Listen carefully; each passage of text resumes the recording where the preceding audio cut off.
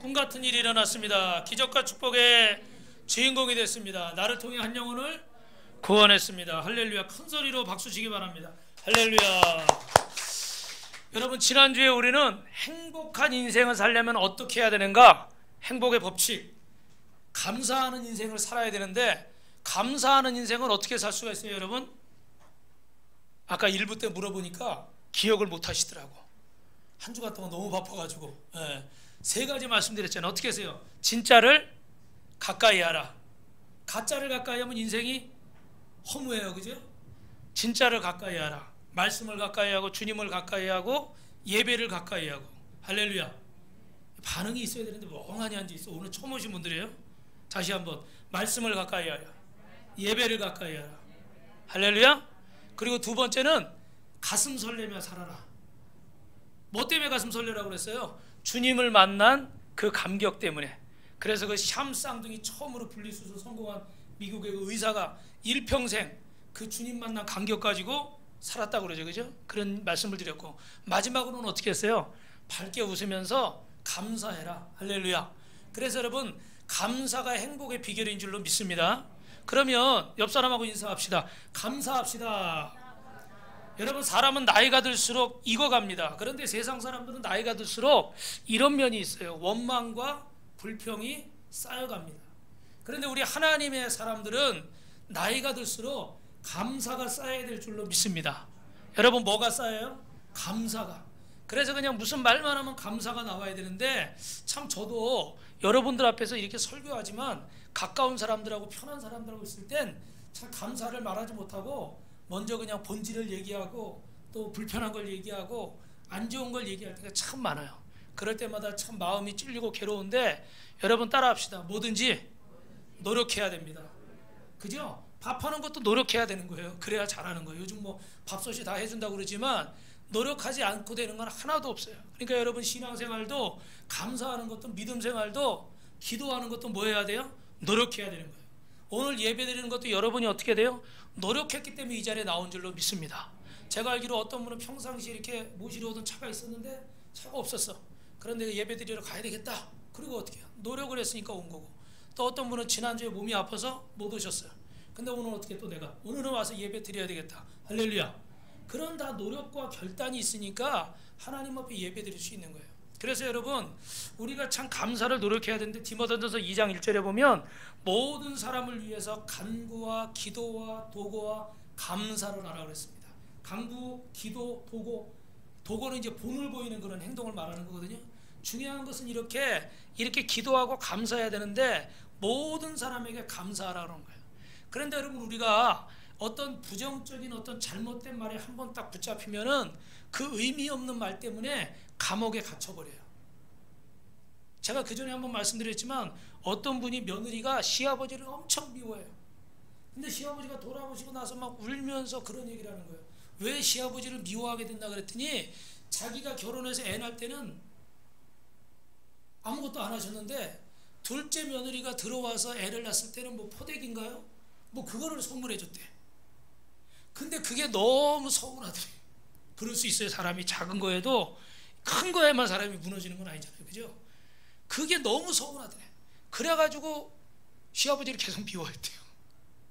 그래 몇 년이겠어요? 최소한 뭐 제가 생각할 땐 10년, 20년 됐다 그러면, 야, 그 긴 세월 동안 누구에게 말을 해야 못해요? 못하는 거예요. 그 애기 없는 거 포대기 하나 가지고 난 우리 시아버지를 용서 못해 이러면은 누가, 사람들이 뭐라고 그러겠어요? 얼마나 쪼잔하다 그러고, 이 사람이 그러냐, 그럴 거 아니에요, 그죠? 그러니까 말도 못하고 속으로만 그 마음을, 근데 돌아가시고 나니까 그 얘기를 하는 거예요. 여러분, 본인이 얼마나 마음이 안 좋았겠어요? 그런데 여러분, 어떤 생각이 듭니까? 야, 참 우리가 별거 아닌 거에 마음을 뺏겨가지고 그 감옥에 갇혀서 누구를 미워하고 증오하고 행복하게 살아야 될 인생인데 행복하게 못 살고 있어요. 옆 사람하고 인사합시다. 예수님 믿으면 자유하게 됩니다. 여러분, 우리 뇌는 정형화되어 있지 않다고 그럽니다. 이거는 상황에 따라서 우리 뇌가 바뀌는데, 한번 따라합니다. 긍정은 긍정을 낳고 부정은 부정을 낳습니다. 긍정적인 생각을 하면 이게 계속 긍정으로 바뀌는 거예요. 근데 여러분이 마음속에 부정적인 생각을 하면 이건 부정이 되는 거예요. 여러분, 제가 여러분을 위해 기도해 드려도 여러분 마음속에 간절한 마음이 있으면 나올 줄로 믿습니다. 그래서 저는 그 전에 새벽에 누구든지 뭐 처음 오는 분이든 누구든 새벽에 매일 안수기도를 해드렸어요. 그냥 저는 그게 좋았고 그렇게 해드려야 된다고 제가 생각했기 때문에. 그런데 한 가지 나중에 생각하게 된 건 뭐냐면, 정말 그분이 간절히 원하는 상태에서 기도를 해드리면 정말 역사가 일어나는 거예요. 믿으시면 아멘. 근데 그 사람이 별로 간절히 원하지도 않아. 근데 솔직히 원하기는 다 원해요, 안 원해요? 다 건강하길 원하고 다 잘 되길 원하지, 원하지 않는 사람은 하나도 없어. 그러나 간절히 원하는데 기도해주면 역사가 나타나는데, 별로 원하지도 않는데 그저 그런 마음인데 기도를 열심히 해줘봐야 역사가 나타날까요? 잘 안 나타나. 왜? 100% 안 나타나는 걸 못해. 왜냐하면 하나님은 불신자에게도 하나님의 살아계신 보여주시기 위해서 기적을 행하시니까. 제가 예전에 타워팰리스에 살던 어떤 분인데 사업하는 분이에요. 젊은 사람이 거기 사니까 그래도 성공했잖아요, 그죠? 근데 어머니가 하도 부탁을 해가지고 가서 기도 좀 목사님 해달라고 그래서 그 집에 신방을 가서 기도를 해드렸어요. 근데 역시 젊은 사람이 그런 데 사니까 태도가 엄청 겸손하더라고. 교회는 다니겠어요, 안 다니겠어요? 다니지도 않아요. 그래서 저도 젊을 때라 요거 봐라, 아주 괘씸해. 근데 어떻게 기도는 해야죠. 뭐 제가 주의 종이니까 기도를 해드렸어요.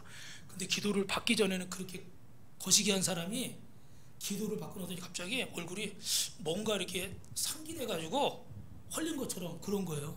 근데 나중에 얘기를 들었더니 그 어머니가 뭐라고 그러냐면, 기도를 받는데 속이 막 뜨거워지더래요. 너무 뜨거워가지고 순간 너무 이상해가지고 눈을 떠봤대. 무슨 일이 있나, 뭐 불이라도 갖다 댔나. 근데 기도를 받는데 막 뜨거워지더라는 거예요. 그러니까 사람이 순간 놀래가지고 태도가 싹 바뀌더라고. 제가 그런 사람이에요. 근데 그 다음에 아산병원에 입원해가지고 육종암인데 수술을 받기 전에 기도를 해달라는데 또 가서 기도를 해드렸죠. 근데 결과는 모르겠어요. 왜냐하면 중요한 건, 하나님은 여러분 내 능력이 아니라 저를 통로로 쓰시는 거예요. 여러분을 통로로 쓰시는 거예요. 그 어머니의 마음이 간절하고 본인의 마음이 간절하고 하나님을 찾을 때 하나님은 역사하실 줄 믿습니다. 그런데 끝에 결과는 제가 말씀드리지 못하는 것이, 가슴 한번 뜨거웠다고 그 사람이 구원받아요? 가슴 한번 뜨거웠다고 그 사람이 병이 다 나요? 우리의 생명은 하나님께 달린 줄로 믿습니다. 결국 저는 그분을 위해서 기도는 했지만 그분의 마음속에 간절한 마음이었고, 하나님을 내 인생의 주인으로 모셔드리지 않고 내 인생의 모든 쓸 것의 공급자라는 고백이 없으면 그 이상의 기적은 누구도 할 수 없어요. 아무리 여러분 신령한 목사가 있고 누가 신유의 능력이 있다고 해도 가면 돼요, 안 돼요? 가봐야 여러분 소용없어요. 여러분이 착각하는 거예요. 그 사람이 하는 게 아니에요. 누가 하는 거예요? 하나님이 하시는 거예요. 당신과 하나님의 사이가 바로 서 있지 않은데 아무 데나 가서 머리 디민다고 역사가 나타난다? 그럼 그건 100% 이단이에요. 100% 이단이라고. 제가 장을 지지라고 해도 장을 지질 수 있어요. 제일 중요한 것은 제가 단연간 기도원 사역을 하면서 깨달은 건 뭐냐면, 하나님과 그 사이의 문제가 해결돼야 응답을 받는다는 거예요. 40일 금식하고 죽은 사람 많아요, 여러분. 여러분 금식 안 할까 봐 제가 얘기 안 하려고 그랬지만 40일, 3일 금식하다 죽은 사람도 저는 봤어요. 3일도 잘못하면 죽어요. 그럼 금식한다고 응답받아요? 기도원 간다고 응답받아요? 가서 머리만 디밀면 응답받아요? 아니요. 여러분이 참으로 하나님을 간절히 찾아야, 하나님을 의지하려는 믿음이 보여야, 더 정확히 말하면 죄송한데 싹이 보여야 하나님이 역사하시는 거예요. 믿으시면 아멘. 할렐루야. 옆 사람하고 인사합시다. 하나님의 성도님을 엄청 사랑하십니다. 그래서 여러분 정말 우리는 생각을 잘해야 되는 거예요. 여러분 헛된 인생이 오늘 행복한 인생으로 바뀌시길 주님의 이름으로 축원합니다.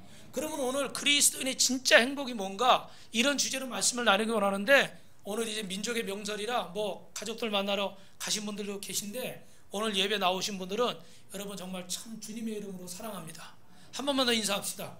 최고, 최고. 할렐루야. 최고라고 그래도 또 인상을 팍 쓰면서 안 믿는 사람이 있어.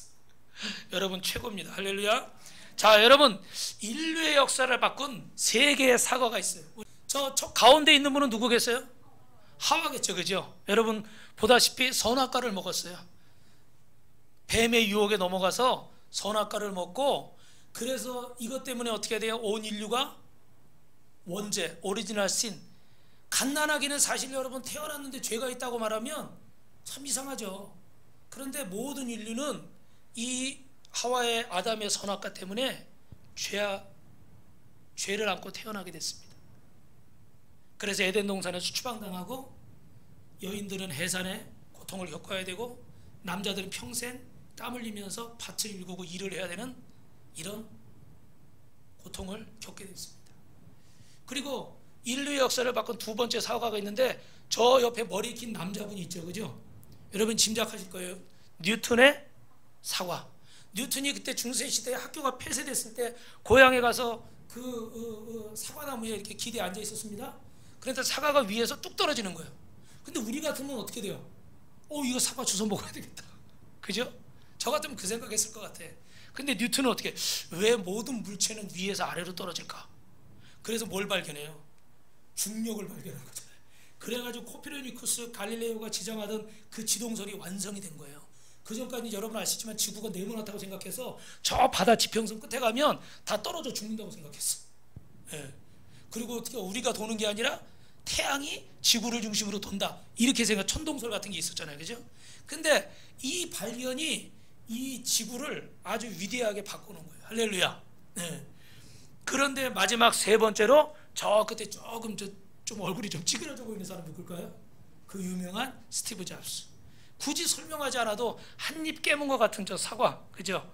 애플이라고 하는 그 세계적인 그 전자제품 만드는 회사를 만들어서 뭐 맥킨토시, 뭐 아이팟, 아이폰, 뭐 맥북, 예. 그 아이폰 같은 데는 여러분 지금은 스마트폰에 모든 기능이 거의 다 들어가 있지만 사실은 이게 시조였죠, 그죠? 그래서 이 안에 뭐 계산기, 전화기, 뭐 mp3, 뭐 사진기, 메모 안 들어가 있는 기능이 없어. 그래가지고 요즘 4차 산업혁명 시대에 제일 그 중요한 것이 사물 인터넷이거든요. 여러 가지 뭐 문 여는 것부터 TV 켜는 것부터 뭐 모든 거를 다 어떻게 돼요? 핸드폰 하나 가지고 다 할 수 있는 시대가 왔어요. 그래서 진짜 이 21세기의 획기적인 발명품 중에 이 스티븐 잡스가 개발한 이 전자제품을 빼놓을 수가 없습니다. 그런데 여러분, 오늘 저는 여기서 무슨 뭐 아이폰, 맥북 이거 선전하려고 그 이야기를 꺼낸 게 아니라, 스티브 잡스가 몇 년 전에 암에 걸려서 하늘나라에 갔죠. 모두가 가는 길을 그도 갔습니다. 그가 하늘나라에 가기 전에 모교인 스탠포드 대학에 많은 돈을 기부했습니다. 왜 기부한지 아십니까? 이 암 치료제 좀 개발해달라고, 이 췌장암 치료제 좀 개발해달라고. 근데 그 계획대로 안 됐죠. 이게 뭐 만들고 싶다고 막 만들어지는 게 아니잖아요, 그죠? 그래서 그분이 하늘나라 가셨는데 마지막 그가 병상에서 남긴 메시지가 있어요. 네. 조금 긴데 제가 읽어드릴 테니까 여러분 한번 잘 들어보세요. 나는, 제가 영어로 하면 여러분이 불편하실까봐 한글로 읽겠습니다. 네. 나는 사업에서 성공의 최종점에 도달했었다. 다른 사람들 눈에는 내 삶이 성공의 전형으로 보일 것이다. 그러나 나는 일을 떠나서는 기쁨이라고는 거의 느끼지 못했다. 결과적으로 부라는 것은 내 삶에 그저 익숙한 삶의 일일 뿐이다. 죄송합니다. 지금 이 순간 병석에 누워 지난 삶을 회상해보면 내가 그토록 자랑스럽게 여겼던 주위의 갈채와 막대한 부는 임박한 죽음 앞에서 그 빛을 잃었고 의미도 상실했다.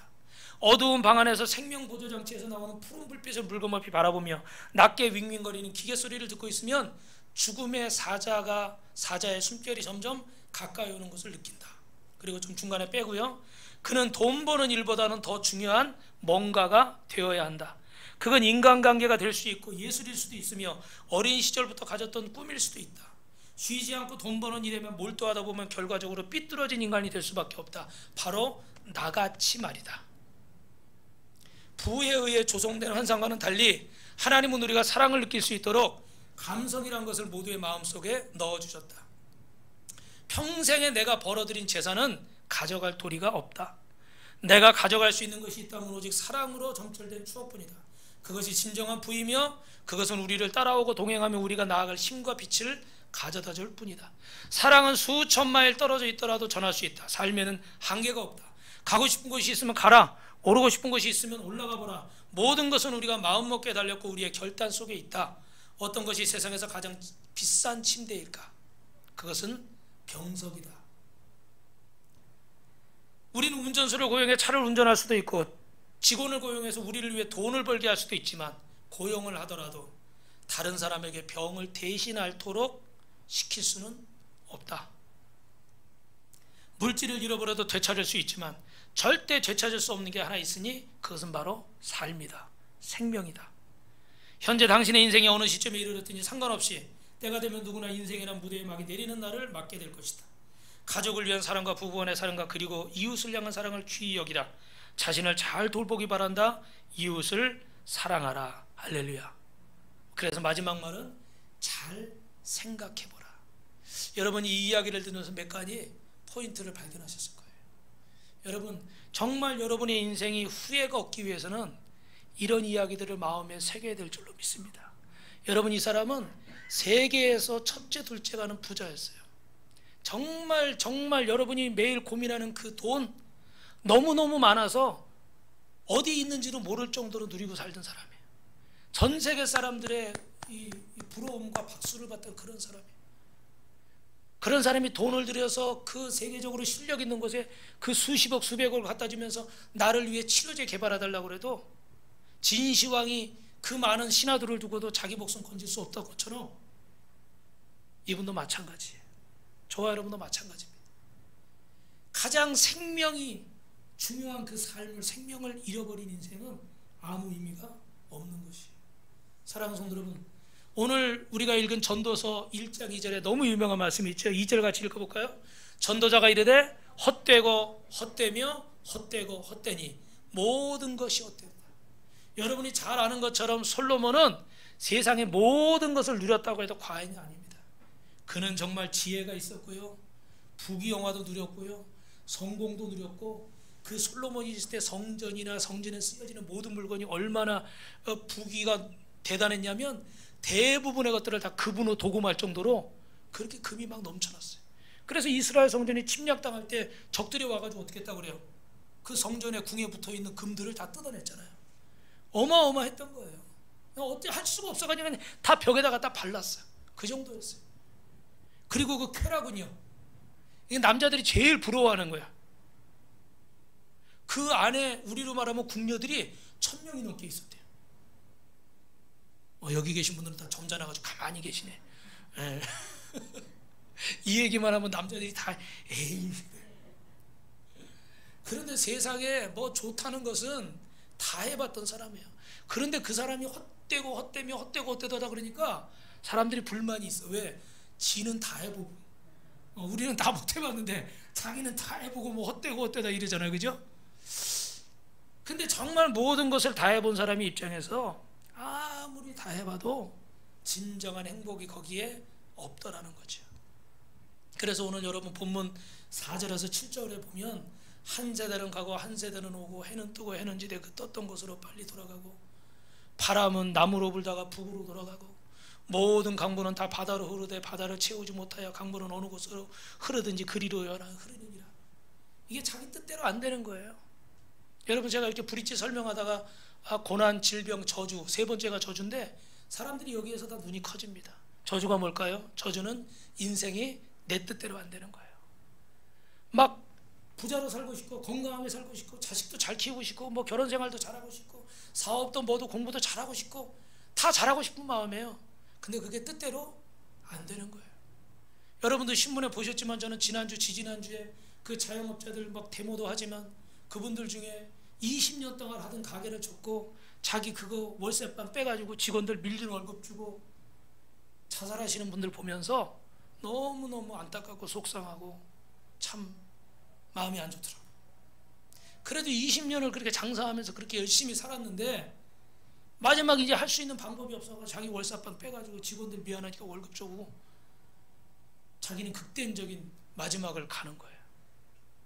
그 20년 동안 살았던 게 헛되고 헛된 거예요. 참 안타깝죠, 여러분.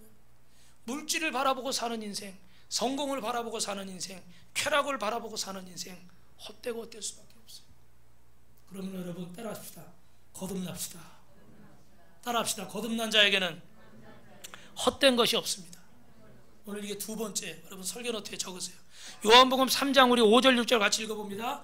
육으로 난 것은 육이요, 영으로 난 것은 영이니. 제가 6절만 읽었습니다. 여러분, 예수님이 이 땅에 오시기 전에 잘 들으세요. 아무도 거듭난 자가 없었습니다. 그러나 예수님이 이 땅에 오셔서 우리의 죄의 문제를 해결하시고 십자가에서 죽으셨기 때문에 우리는 이제 그분이 약속한 성령을 체험하고 거듭난 자가 될 수 있는 줄로 믿습니다. 그래서 인생을 살다 보면 바람이 불 때가 있어요. 그런데 예수님은 그 바람을 잠잠케 하시는 분인 줄로 믿습니다. 마가복음 4장 35절 41절에 보니까 예수님께서 배를 타고 거라사라는 지방으로 가실 때 큰 광풍이 풍랑이 일었습니다. 제자들이 막 이 배를 어떻게 해서든지 무사하게 가보려고 하지만 침몰하게 생겼습니다. 그래서 어쩔 수 없어서 예수님을 흔들어 깨우는 거예요. 예수님이 우리가 죽게 된 것을 돌아보지 않으십니까? 그랬더니 예수님이 일어나셔가지고 마가복음 4장 39절에 뭐라고 말씀하세요? 시작. 예수께서 깨어 바람을 꾸짖으시며 바다더러 이르시되 잠잠하라 고요하라 하시니 바람이 그치고 아주 잔잔해지더라. 할렐루야. 여러분, 예수님은 여러분의 인생의 풍랑을 잠잠케 하시는 분일로 믿으시면 아멘 하시기 바랍니다. 손들고 아멘 하는 분에게 기적이 나타날 줄로 믿습니다. 할렐루야. 우리 인생에 어떤 문제가 있든지 간에 그 문제를 주님 앞에 가지고 나아갈 때 주님은 그 풍랑을 잠잠케 하실 줄 믿습니다. 그게 부부간의 문제일 수도 있어요. 자녀의 문제일 수도 있어요. 물질의 문제일 수도 있어요. 건강의 문제일 수도 있어요. 학업의 문제일 수도 있습니다. 어떤 문제이든지 간에 주님 앞에 가지고 나가시길 주님의 이름으로 축원합니다. 그래서 예수님이 제자들에게 뭐라고 말해요? 그 다음에 40절에 시작. 이에 제자들에게 이르시되 어찌하여 이렇게 무서워하느냐? 너희가 어찌 믿음이 없느냐? 할렐루야. 여러분 저를 보세요. 믿으시기 바랍니다. 오늘 이 말씀을 믿으시기 바랍니다. 아멘. 믿는 자에게 기적이 나타나는 거예요. 제가 오늘 처음에 해드린 말씀을 기억하세요. 내가 믿어야 되는 거예요. 내가 안 믿으면 소용이 없는 거예요. 옆에서 아무리 죽기 살기로 뭘 도와주려고 그래도 본인이 하지 않으면 소용이 있어요, 없어요? 아무리 부모가 어머니 아버지 맞벌이에 나가가지고 투잡 쓰리잡 뛰면서 대리운전까지 해가면서 어머니가 노래방 도우미까지 해가면서 자식 학원비 아무리 대줘도 본인이 정신 못 차리면 그 돈은 다 어디 가요? PC방 가는 거고 술집 가는 거고 다 사라지는 거예요. 그렇게 벌면 뭐 할 거예요? 한 번에 200만 원짜리 500만 원짜리 주사를 맞아도 소용이 없어요. 저는 서울대학병원에서 입원해가지고 500만 원짜리 주사 맞는데 2번인가 3번 맞고 입원한 지 일주일 만에 돌아가신 성도님을 알아요.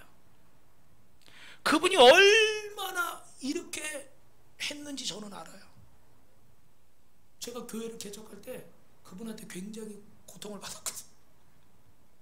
이 약속해놓은 금액보다 3배를 더 달라고 계약서를 가져와가지고 우리 지하 교회 저 유아실에 앉아가지고 1시간 반을 저를 앞에서 고문을 해요. 여기 사인하라고. 그렇게 막 그냥 해가지고 다 금이 간 건물을 어떤 사람한테 팔아가지고 또 그 사람하고 막 싸우고 경찰에 가고 막 난리가 나요. 그리고 자기가 요양하겠다고 저 수동에 들어갔어요. 별장을 사가지고 그 돈 가지고. 근데 얼마를 살게요? 몇 달도 못 살다가 서울대병원에 일주일 입원했다가 500만 원짜리 주사 2-3번 맞고 부르심을 받더라고요.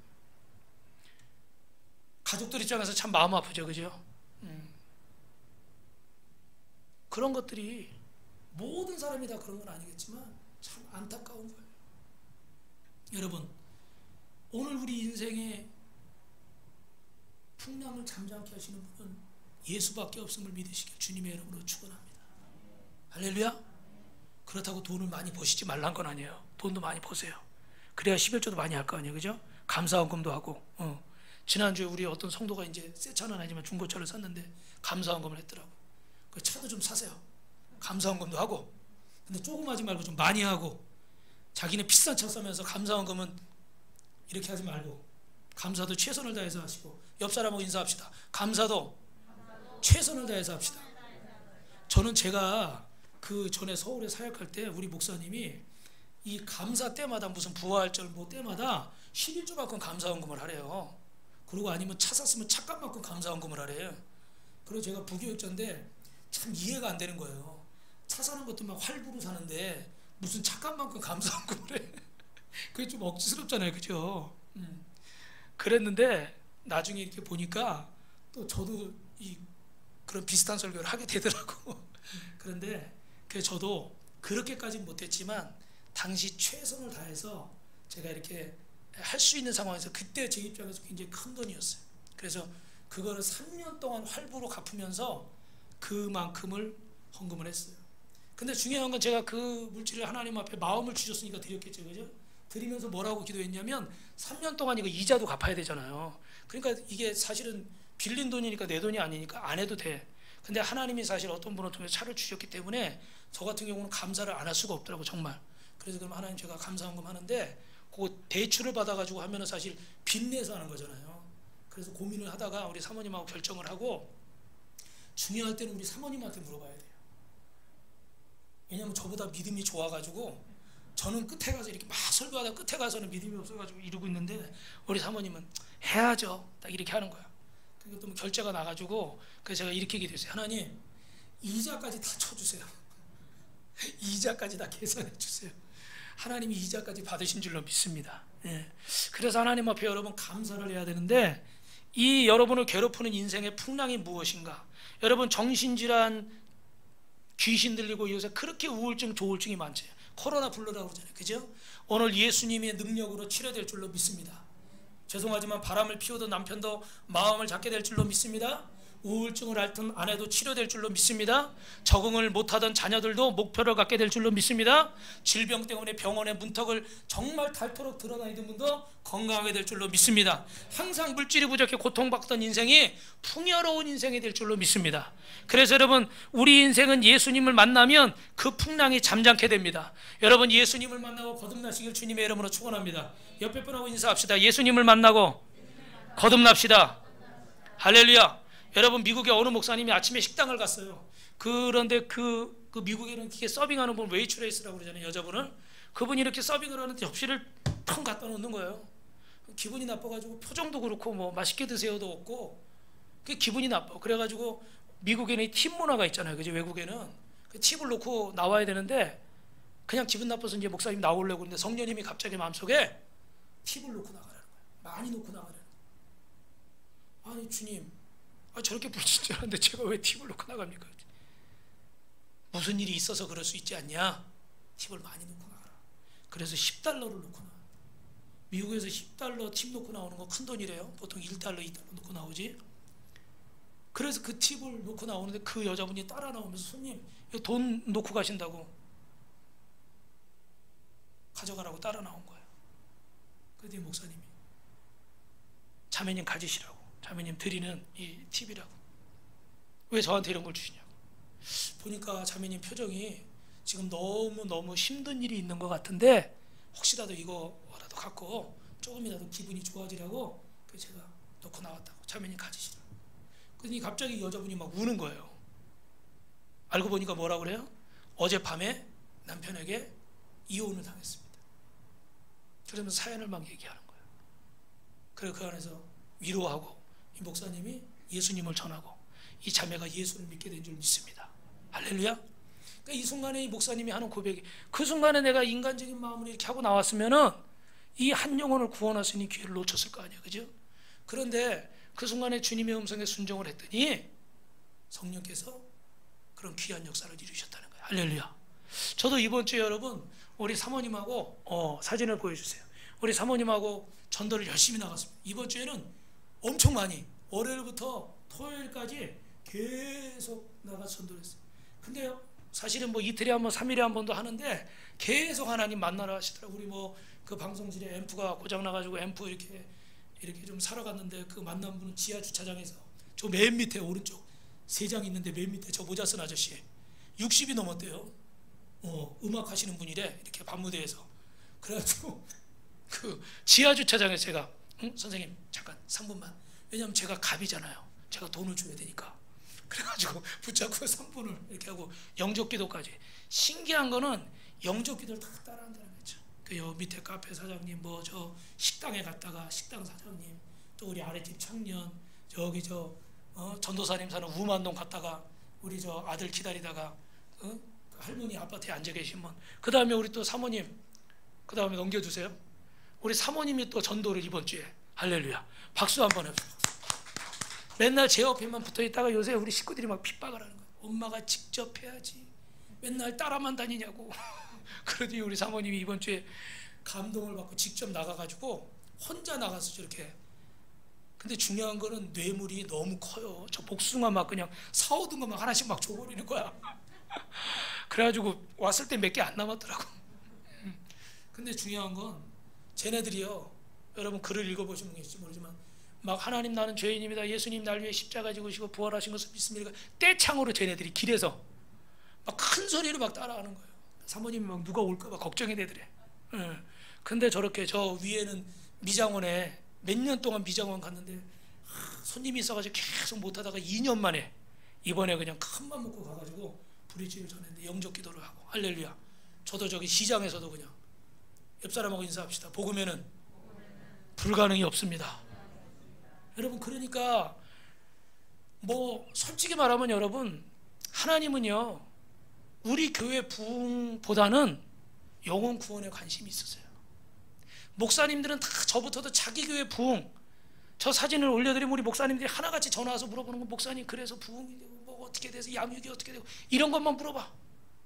중요한 건 뭐야? 나가지 않으면 만나요, 못 만나요? 못 만나는 거예요. 목사님은 교회 부흥에 관심이 있지만 하나님은 영혼 구원에 관심이 있어요. 영혼을 구원할 때 하나님이 교회에도 부흥을 주실 줄로 믿습니다. 그런데 지금은 바뀌어가지고 막 부흥만 얘기하니까 저부터도 하나님의 뜻을 이루지 못하는 거예요. 여러분들 이번 명절에 여러분 가족에게 복음을 전하시길 주님의 이름으로 축원합니다. 할렐루야. 옆 사람하고 인사합시다. 복음을 전합시다. 우리 필립 선생님 끝에 3분 브릿지 영상 보여줄 수 있으면 한번 마지막에 준비해 줘 보세요. 제가 오늘 여러분 명절에 복음 전하시라고 한 번만 더 여기서 실습해 드릴 테니까 한번 보시고 설교 끝날 때쯤 한번 할게요. 자, 그럼 마지막 여러분 세 번째로 따라합니다. 하나님이 우리 안에 능력 주셨음을 인정합시다. 할렐루야. 고린도서 3장 5절 읽어봅시다. 시작. 우리가 무슨 일이든지 우리에게서 난 것 같이 스스로 만족할 것이 아니니 우리 만족은 하나님께로부터 났느니라. 할렐루야.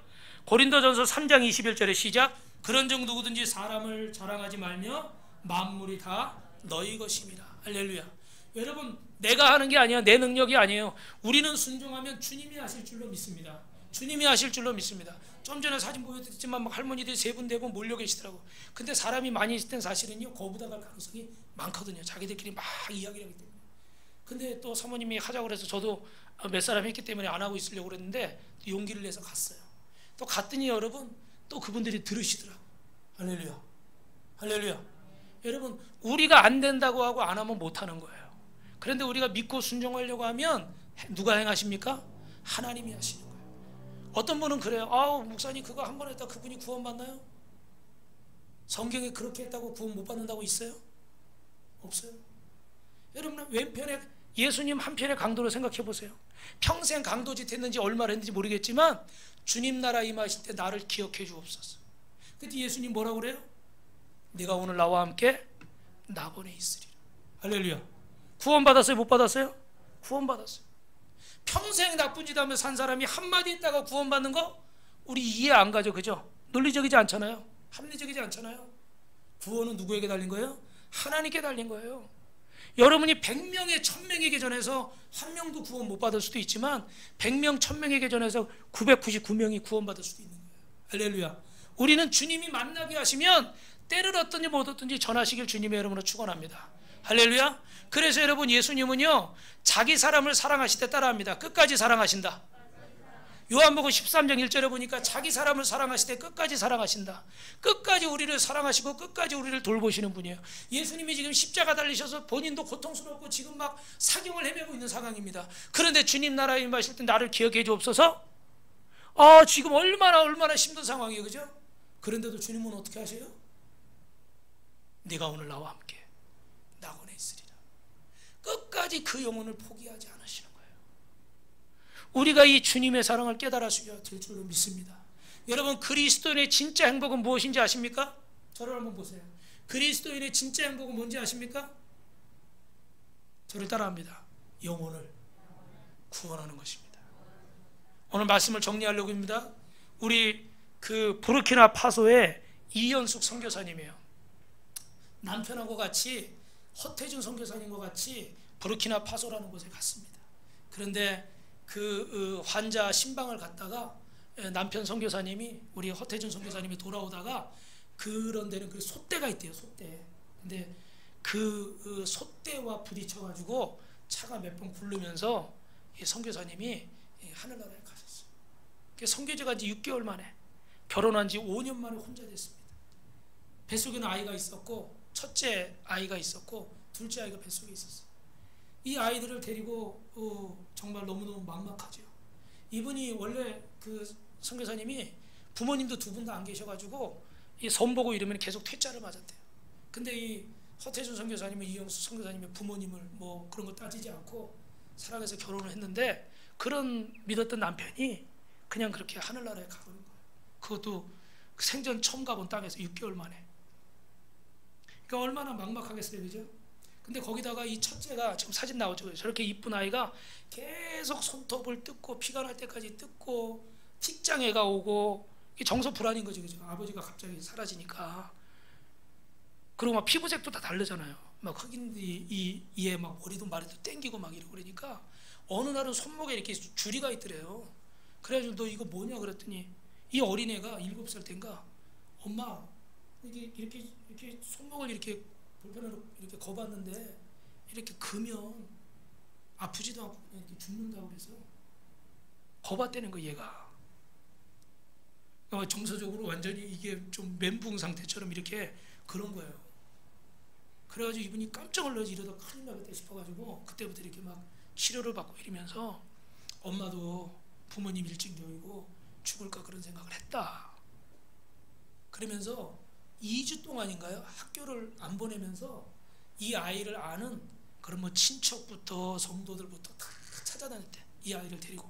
그러면서 어떻게 했냐면, 너를 사랑하는 사람이 이렇게 많아.